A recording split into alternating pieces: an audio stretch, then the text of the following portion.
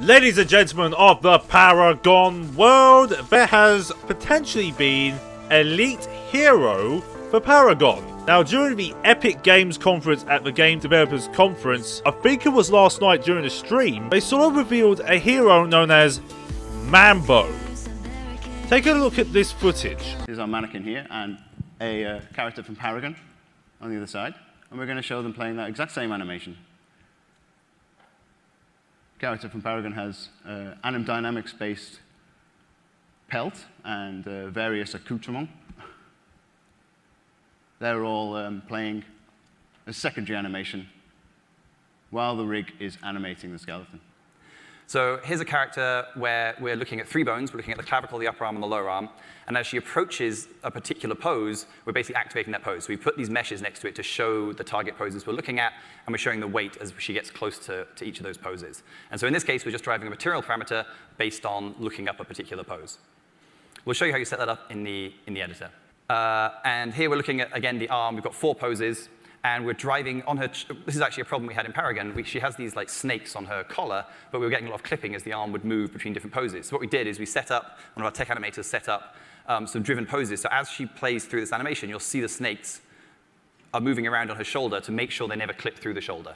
So this is a pretty easy fix-up he did, but now he never has to worry about that anymore. Whatever animation he does, we know that those snakes are going to be right. It could be a blend shape. We could like make the shoulder look really nice in any pose. You can just go in and add more blend shapes as you find it looks right. So it's not a complicated pipeline, but it really lets you sort of polish areas of characters and do interesting things by reading poses.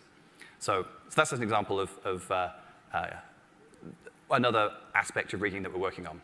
Now, you saw in those few clips that they were introducing her as sort of like a tech demo for some of the later features for Unreal Engine 4 version 4.16. However, look closely here and you'll find the word Mambo. Now, this is probably a prototype, or it could be just a demo for, well, what they was talking about, but it could be our next hero.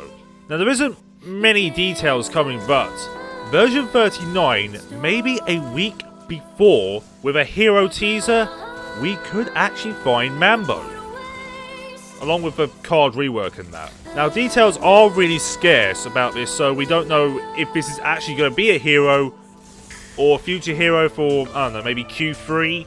But you have to think about it. It is pretty convincing.